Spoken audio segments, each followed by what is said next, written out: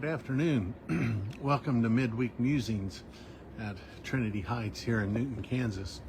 I'm not at the church right now. I'm just leaving the house. I had a little lunch, a little early lunch.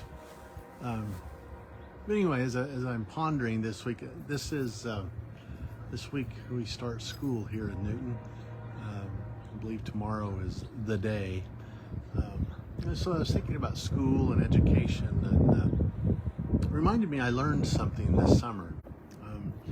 Here at the house, after we bought the house, we had Trini had some peonies that we had transplanted from Omaha when we moved to Hutchinson. They died, and then the next spring they came back. Anyway, and so they were looking pretty healthy actually, and so we dug them up again and we brought them to Newton with us and planted them. And then with all that hot weather we had here a couple weeks ago, that was just so hot, they started looking pretty sad and droopy. And so Trudy would get ready to go to work in Hutch, and she'd say, "Before you go to work, would you water my plants out back?" I said, "Sure, I can do that."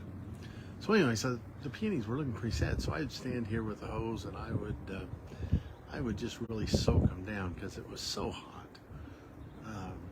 And the longer it went, every day when I would water them in the morning, they would just keep looking worse and looking worse and looking worse and looking worse. And, well, I'm going to turn the camera around here so you can see them. Here's how what I thought I was anyway.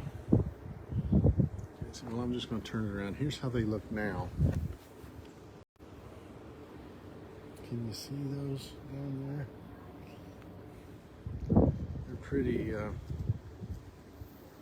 They're pretty dried up, pretty crispy. So anyway, so as I watered them, one day I thought, well, and so one morning, I think it was a Saturday morning, I was out here and watering the plants. And I thought, well, maybe I need to look up. So I got on Google, of course, and I looked up and Googled how much water do transplanted peonies need.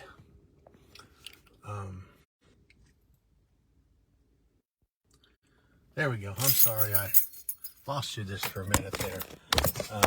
Anyway, I looked up to see how often you should water. Well, come to find out, transplanted peonies need about an inch of water per week. And I'm thinking I had been giving them, I don't know, goodness sakes, maybe 4 or 5 inches a day. So anyway, the reason they were looking so bad was, well, I was drowning them. So I learned something new about probably watering any plant, but especially watering um, transplanted peonies. They don't need near as much water as I thought they did. Anyway, it's important that we're willing to learn, and so I'm so appreciative of my own education. Being a preacher's kid, we moved around a lot.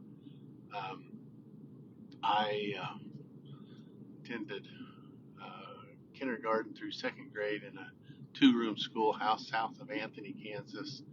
Uh, Went to third grade through sixth grade in South Haven, Kansas, south of Wellington. Middle school, seventh and eighth grade, and my freshman sophomore year, I was in Meade, Kansas, and then we moved before my junior year to Johnson, Kansas, which is where I graduated from high school, and obviously learned so much in all of those years. So appreciative of our public school systems, and I think we need to support them as much as we can.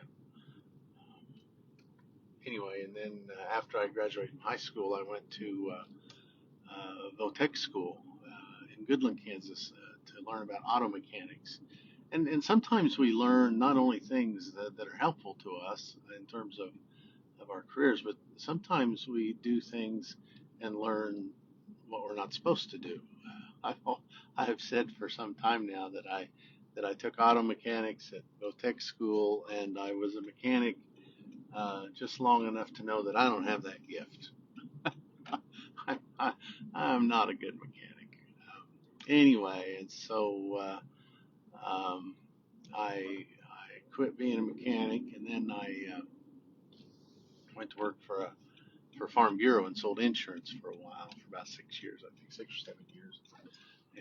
And again, I learned a valuable lesson that I don't have that gift either. I'm not a good insurance salesman. Anyway, so then I started the process into the ministry. I didn't have any college, so I went to undergraduate school, majored in speech and communications. I then went on to seminary in Kansas City at St. Paul School of Theology and got my Master of Divinity degree, and the rest is history, so to speak. But I think uh, we're all, or we should be, always learning. Um, I don't remember who said it. Somebody said it. When you stop learning, you're dead. Um, we can always be learning something. So I think reading books, trying new things, all those kind of things that we learn, and we learn more and more about our faith. I think it's important to do good, solid scripture study in terms of context, historical context, literary context. Who was the author, as best we can know? Who was the audience at the time, as best we can know? It's important that we learn as much as we can. And granted, there are sometimes uh, we do learn as much as we can, and then we have to have faith that our belief is undergirded by the knowledge we can have, as well as the mystery that maybe we won't ever know. But anyway, it's important to always be learning. Which brings me to the scripture passage that I want to use this coming Sunday. It's a in some respect it's a troubling passage. You may be familiar with it. Jesus encounters a Gentile woman along the road. He and his disciples are walking along, and she comes and pleads with him to heal her daughter. Um, and he ignores her at first, um, but she won't go away. She keeps at him, and then he makes a rather troubling statement.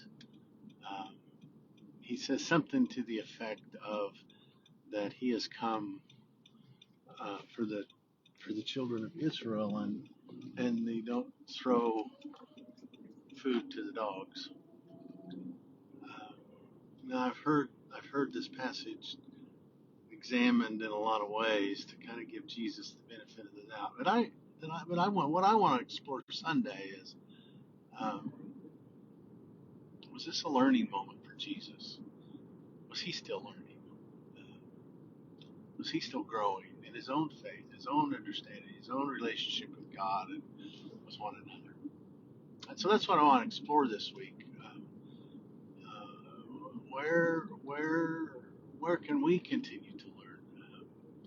What's that? There's a song. I think it's by Rod Stewart. One of the lyrics of the song is, "I wish I knew then what I knew. I wish I knew. Oh, how was it? I wish I knew what I know now when I was younger," or something like that. Because even though when I was a teenager, a lot of us teenagers, even I thought I had the world by the tail and had everything figured out. Well, in hindsight, hardly. And but even now, I know, and I know so much more than I knew then. But even now, we're still trying to figure out the world and how to try to make this a better place. Still trying to understand our relationship with the divine and with one another. Um, so anyway, that's what we'll be talking about this Sunday. Is just the notion of learning and growing and evolving in our faith, in our knowledge, um, in our understandings. And I think in this passage of scripture we'll deal with Sunday, I think Jesus gives a good example of being willing to learn from someone else. I hope you'll join us um, at 10 o'clock on Sunday morning in the sanctuary, or at 11:15 in the fellowship hall. Um, we'd be glad to have you. We'd be glad you came if you do. So, as you notice, I'm in my mobile office today, heading back to the church. So, anyway, thanks for joining me. I hope you're having a great day. It has been a little bit cooler this week, though it's steadily getting hotter. I think by the weekend we're supposed to be back in the triple digits. So stay cool, stay well, uh, and as I always say, be a light and love one another, every single other, until there are no others, only one beloved community of all. May it be so. Thanks for being here. Goodbye, and God